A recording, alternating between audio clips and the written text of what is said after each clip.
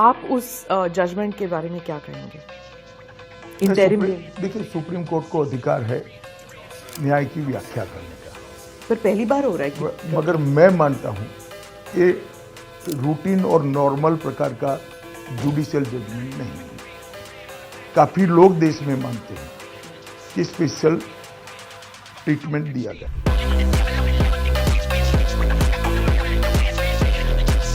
नमस्ते, मैं हूं संजय दीक्षित और आप देख रहे हैं दी जयपुर डायलॉग्स। कल प्रवीर पुरकायस्थ, जिसने न्यूज़ क्लिक नाम के पोर्टल की चाइना से फंडिंग कराकर और बहुत सारे जो अराष्ट्रीय गतिविधियों के पोषक हैं उनको फंडिंग कराकर जो कार्य किए थे, उसको बेल पर छोड़ दिया केवल एक तकनीकी बिंदु पर।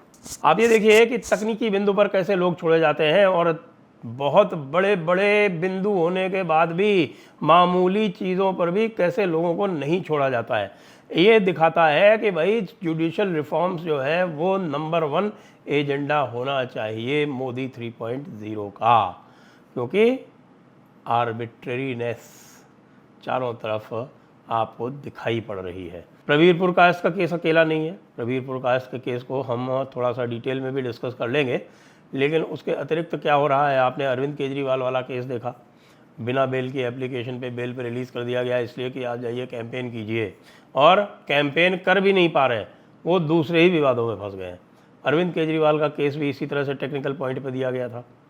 दूसरा आप आइए, बल्कि उसमें तो जो चैलेंज की गई थी अरेस्ट, उसकी इलीगैलिटी जो है वो इस्टेब्लिश भी नहीं हो रही, लेकिन फिर भी बेल दे दी गई कि भाई लिबर्टेरियन पॉइंट ऑफ व्यू लेते हैं हम। अब समर्थ को नहीं दोष गोसाई, तो अब क्या कर सकते हैं। और अभी अभी आपने देखा कि वो भीमा कोरेगांव केस वाले नवलखा जी को भी छोड़ दिया गया। नवलखा जी को छोड़ दिया गया इसलिए कि भाई ट्रायल में बहुत समय लग जाएगा, और ट्रायल में समय लग जाएगा तो नवलखा जी जो है वो ट्रायल जब तक समाप्त नहीं होता तब तक कुछ भी करने को स्वतंत्र है, जबकि सब जान रहे हैं कि वो कितने खतरनाक और कितने, हम कह सकते हैं कि हमारी देश की अखंडता और एकता के लिए खतरा होते हुए भी उनको छोड़ा जा रहा है केवल इसलिए कि भाई आप 20 लाख रुपए अपने सिक्योरिटी के जिसमें आप नज़रबंद थे वो दे दीजिए, और आपको छोड़ा जा रहा है बेल पर। जाइए बेल ले लीजिए। प्रवीर पुरकायस्थ का भी जो मैंने कहा, उनको भी बेल पे छोड़ दिया गया।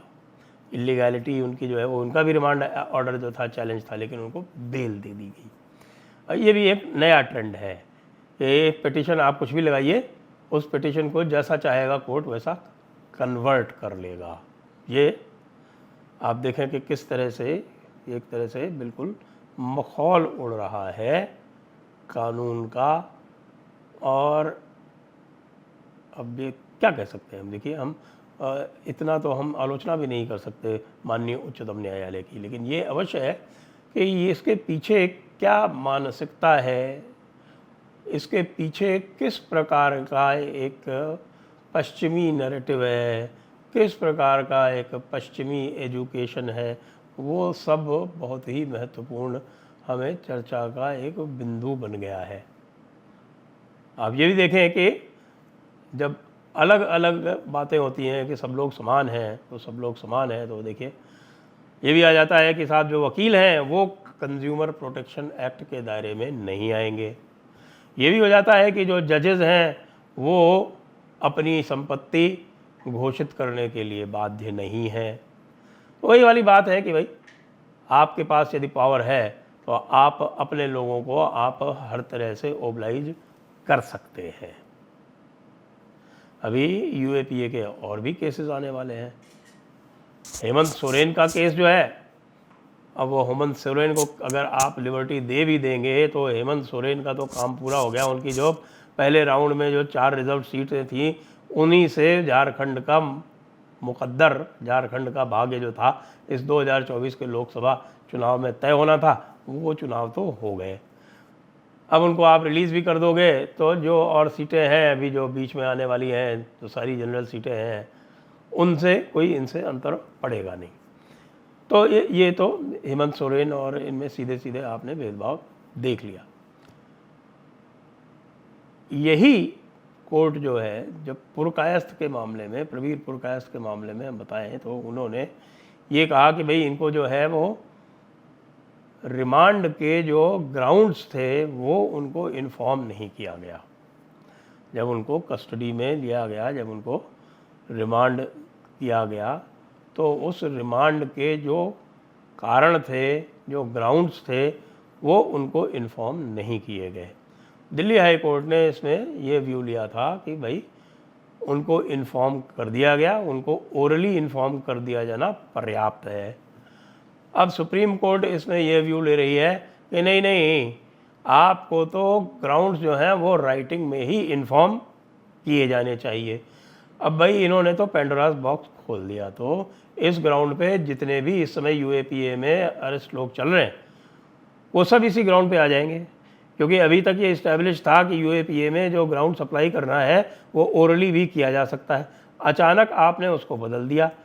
तो भाई ये जो सारे के सारे हैं अभी तक जो बंद हैं यूएपीए में, दिल्ली दंगों के केसेस में जो बंद हैं, आपके कश्मीर में बहुत सारे लोग यूएपीए में बंद हैं, ये सब के सब जो है इसी ग्राउंड पे फिर छोड़े जाएंगे।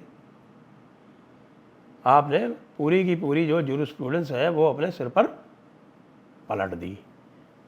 अब जो लोग इन्फॉर्म किए जा चुके हैं, जिनका रिकॉर्ड पर आया हुआ है, उन्होंने अपनी केस डायरी में ये लिखा हुआ है कि भाई इनको ग्राउंड्स इन्फॉर्म कर दिए गए। वो केस डायरी में जो एंट्री है वो पर्याप्त नहीं है। अब आपको राइटिंग में उनको ग्राउंड देना है, उनके हस्ताक्षर लेने हैं। लेकिन भाई ये तो बहुत सारे लोगों के केस में नहीं किया गया। दिल्ली दंगों के केस में बहुत सारे लोग जो हैं, ताहिर हुसैन जैसे लोग जो हैं वो यूएपीए में अरेस्टेड हैं। उनको भी इसी प्रकार से केस डायरी में दर्ज करके और यूएपीए के ग्राउंड जो हैं वो सप्लाई किए गए हैं। अब आप कह देंगे कि नहीं साहब, उनको भी आपने राइटिंग में इन्फॉर्म नहीं किया, तो इसलिए ये तो बहुत बड़ा एक इन्फ्रैक्शन हो गया या बहुत बड़ा एक वायलेशन हो गया। ये टेक्निकल ग्राउंड पे इतने ख़तरनाक क्रिमिनल्स को छोड़ देना जो राष्ट्र विरोधी गतिविधियों में लिप्त हैं, मैं माय लॉर्ड से पूछना चाहता हूँ कि यह कहाँ तक उचित है। सामने कपिल सिब्बल थे, तो जब कपिल सिब्बल होते हैं और अभिषेक मनु सिंह भी होते हैं तो पता नहीं क्यों हमारे माय लॉर्ड्स जो हैं वो दबाव में आ जाते हैं। आप देखें तो अधिकतर केसेस जो हैं ये जीत जाते हैं, नीचे नहीं जीतते। दिल्ली हाई कोर्ट में लोगों पर असर नहीं पड़ता इनका, लेकिन सुप्रीम कोर्ट में पहुंचते ही पता चलता है कि सुप्रीम कोर्ट के सारे दरवाजे, सारे कानून, सारे जितने भी पुराने प्रेसिडेंट सब बदल जाते हैं और इनके लिए रिलीफ आ जाती है। इनके जो क्लाइंट्स होते हैं उनके लिए रिलीफ आ जाती है। इसीलिए ये 1-1 करोड़ रुपए की फीस लेते हैं एक केस में। अब ये देखिए कि नूपुर शर्मा वाला केस याद कीजिए। नूपुर शर्मा का केस कोई ऐसा केस नहीं था। नूपुर शर्मा के केस में केवल ऊपर गए थे ये कह के कि साहब कि हमको इंटरिम प्रोटेक्शन दे दिया जाए, हमारे खिलाफ केस जो है वो दुनिया भर में फाइल हो गए, और आपने उनको डांट लगा दी जम के कि तुम्हारी वजह से ही सब कुछ हो रहा है। और वही जज साहब जो थे अभी परसों, संभवतः रविवार को, वे एक कॉन्फ्रेंस में भाषण दे रहे थे कि फ्रीडम ऑफ स्पीच जो है वो सबसे अधिक महत्वपूर्ण है। तो फ्रीडम ऑफ स्पीच जो है कुछ लोगों की महत्वपूर्ण है और बाकी लोगों की नहीं महत्वपूर्ण है। यहाँ भी भेदभाव आ जाता है। यहाँ भी जो है वो वकील देखकर, यहाँ भी आप जो व्यक्ति आता है उसका चेहरा देखकर या उसके संबंध देखकर या उसका धर्म देखकर, इन सारे बाहरी कारणों के आधार पर निर्णय हो रहे हैं। और गंभीर अपराधियों के प्रति ये जो नरमी का रुख है यह अत्यंत गंभीर है राष्ट्र की सुरक्षा की दृष्टि से। अब चूंकि केजरीवाल को रिलीफ दे दी गई, इसलिए ये भी दिखाना है कि भाई केजरीवाल को जो रिलीफ दे दी गई it is not one of. जो केजरीवाल में जो सिद्धांत आपने अपनाया है वो आप सभी स्थानों पर अपनाएंगे, ये दिखाने के लिए बाकी जजेस जो हैं वो भी देख रहे हैं कि हाँ भाई देखिए केजरीवाल में इनको रिलीफ दे दी गई तो भाई बाकी में क्यों नहीं दें। तो इसलिए गौतम नवलखा भी रिलीज़ हो जाते हैं साहब, और प्रवीर पुरकायस्थ भी रिलीज़ हो जाते हैं, और भी बड़े बड़े आएंगे यहाँ पर, बहुत सारे जो हैं वो भी रिलीज़ हो जाएंगे। कोई अंत है क्या इसका? इसीलिए मैं कह रहा हूँ कि सबसे अधिक नंबर 1 की जो प्रायोरिटी होनी चाहिए मोदी सरकार की, वो होनी चाहिए जुडिशियल रिफॉर्म। और इस बार जो एक्ट बनाया जाए उसमें उस एक्ट का एडजुडिकेशन किसी भी हालत में जुडिशरी के हाथ में ना छोड़ा जाए। जी हाँ, हमें पता है कि न्यायपालिका स्वतंत्र होनी चाहिए, लेकिन न्यायपालिका का अर्थ ये नहीं है कि उच्चतम न्यायालय स्वेच्छाचारी होना चाहिए। उच्चतम न्यायालय के ऊपर भी कुछ लाया जा सकता है, वो भी न्यायपालिका ही रहेगी। इसके बारे में विचार करना और इसके लिए एक मैकेनिज्म बनाना अत्यंत आवश्यक हो गया है।